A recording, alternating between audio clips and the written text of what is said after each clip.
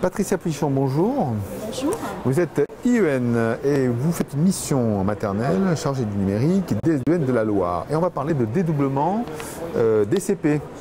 Alors pourquoi dédoublement des CP et forme scolaire? Eh bien tout simplement parce qu'à la rentrée 2018, nous avons eu à mettre en place des CP dédoublés dans les REP+. Cette mesure ministérielle nous a amené, dans un temps court, à repenser les espaces scolaires et le temps scolaire, avec un objectif clair de réussite de ces élèves-là au CP, avec la perspective également de dédoubler l'année suivante au CE1. Et dans les écoles de REP+, de la ville de Saint-Étienne en particulier, cette situation-là nous amenait à avoir des contraintes fortes en termes d'espace et d'aménagement des locaux scolaires. Voilà, nous avons décidé de nous appuyer sur ces contraintes pour trouver des solutions astucieuses, débloquantes pour les enseignants et frugales pour la collectivité, afin de renouveler les formes scolaires. Alors effectivement, le ministre a une volonté forte concernant ça. Il y a eu un engagement du président de la République sur ces zones-là. Effectivement, on ne change pas une école avec du béton en l'espace de 3 semaines. Donc il a fallu effectivement être assez intelligent. Est-ce qu'on peut avoir des exemples d'idées, de solutions qui ont été apportées? Tout à fait. C'est-à-dire qu'on est parti de la contrainte la plus forte, à savoir qu'on n'avait pas une salle de classe par maître et par classe dédoublement. Et à partir de ce constat-là, nous avons essayé de réfléchir à des modalités qui permettaient une différenciation pédagogique et qui permettaient de repenser la forme scolaire avec du co-enseignement, s'appuyant sur les expériences de co-enseignement avec le Maître Plus, mais également faire varier les modalités de groupement des élèves. Pour ça, il a fallu désencombrer l'espace, donc trouver des solutions pour désencombrer l'espace, pour introduire de la mobilité, également en termes de mobilier, et puis faire varier les postures des élèves. La question également du numérique était présente, puisqu'on avait dans nos écoles l'introduction, dans le cadre du plan école numérique de Saint-Étienne Métropole, la possibilité d'implanter un vidéoprojecteur, une solution de vidéoprojecteur et des tablettes. Et comment mutualiser ces outils numériques au profit bien sûr des apprentissages des élèves. Alors, est-ce qu'on arrive à des cas plus complexes que d'autres? C'est-à-dire que Saint-Étienne, c'est quand même une grosse bourgade. J'imagine que la taille des écoles primaires sont assez conséquentes.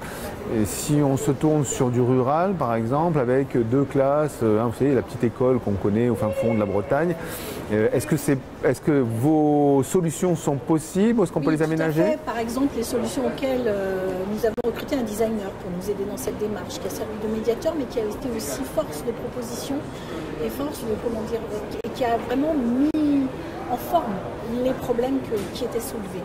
Et dans les solutions astucieuses qui ont été débloquantes, c'est par exemple repenser le matériel scolaire, comment le mettre à disposition, le mutualiser, comment permettre à l'élève de changer de place, c'est-à-dire on a cassé la forme scolaire qui attribue à chaque élève une place assise dans l'espace scolaire.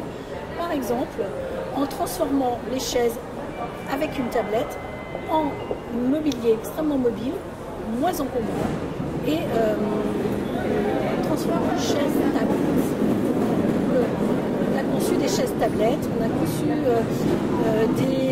du mobilier à roulettes qui permettent d'avoir à disposition des élèves tous les outils dont ils ont besoin à un instant donné.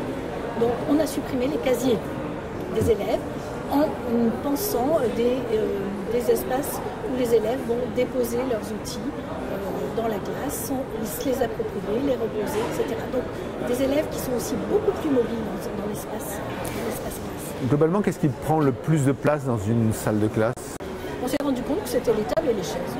D'accord. Voilà, les tables et les chaises, des mobiliers, et puis aussi, je l'avoue, alors là je suis aussi inspectrice en charge des écoles maternelles dans mon département, et tout le travail qu'on a pu conduire sur l'aménagement des espaces nous a amené à désencombrer les espaces, en particulier en n'utilisant plus les salles de classe comme étant des lieux de stockage. C'est-à-dire que dans l'espace classe, ce qui est à disposition des élèves doit être utile et pertinent et à sa portée pour qu'ils y accèdent en toute autonomie. Et tout ce qui est stocké, mutualisé, mais c'est à l'extérieur de la classe, dans d'autres espaces et on s'aperçoit que les équipes découvrent leur richesse lorsqu'elles la mettent en commun. Alors je pense aux maires de France qui sont en charge d'investir et de maintenir ce matériel. Est-ce que les solutions proposées nécessitent des fonds ou est-ce que justement c'est des astuces qui permettent de bricoler entre guillemets? L'idée, puisqu'on a travaillé en partenariat avec la ville de Saint-Étienne, qui est notre partenaire, et la Cité du Design, Canopée, effectivement différents acteurs qui sont tous mobilisés, de l'inspecteur à l'enseignant et le formateur également. L'idée, c'est de trouver des solutions qui sont à la fois des solutions, je dirais, pédagogiques, mais qui sont également le plus frugal possible. C'est-à-dire qu'il n'est pas question, en dédoublant les CP, par exemple, d'équiper toutes les salles de vidéoprojecteurs. Comment on utilise ces outils-là? Les tablettes sont mutualisées à plusieurs classes. De la même façon, le mobilier scolaire, on a ajouté des roulettes à certaines tables. On a récupéré des tables qui avaient été mises en partie au rebut parce qu'elles n'étaient plus utilisées dans les salles de cantine, des tables rondes pour faire des travaux mutualisés en y adaptant des roulettes. Alors l'idée, ce qu'on a pu entre guillemets bricoler dans cette première phase d'expérimentation, l'objectif c'est de faire évoluer aussi les offres en termes de mobilier scolaire pour qu'ils soient plus adaptables et qu'ils soient accessibles pour les collectivités. Ce n'est pas parce que l'on dédouble les classes qu'on augmente le nombre d'élèves. Donc, on n'augmente pas non plus les budgets scolaires. Et pour la ville, c'était quelque chose d'extrêmement important de s'être dans des solutions les plus frugales possibles pour ne pas être dans une inflation entre guillemets de commandes en termes de mobilier et d'équipement. D'autant plus que la rentrée 2018, c'est demain, parce que là on est le temps de commander, de s'adapter et d'envisager les choses. Est-ce que vous avez un site où on peut retrouver ces conseils? Est-ce qu'il y a une captation de photos, de vidéos qui montrent en fait les exemples? Alors le projet s'est mis en place à la rentrée 2017, parce que c'est bien à la rentrée 2017 qu'on a commencé avec les CP en REP+. La rentrée 2018, ce sont les CE1 REP+, et les CP en REP.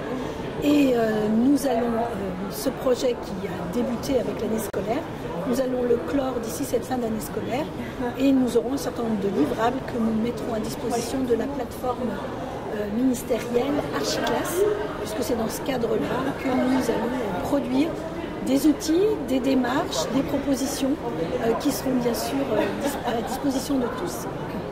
Et en particulier, nous avons mis les équipes enseignantes au travail à partir de scénarios pédagogiques centrés sur les apprentissages des élèves, à partir des compétences à travailler avec les élèves et penser des aménagements différents, en particulier en utilisant des maquettes, en mettant au travail les formateurs et les enseignants pour penser, concevoir et ensuite expérimenter, mettre à l'épreuve du réel ces scénarios pédagogiques. Donc on est aujourd'hui dans cette phase-là et on est en train d'essaimer aussi le projet à l'échelle de la ville, dans d'autres écoles.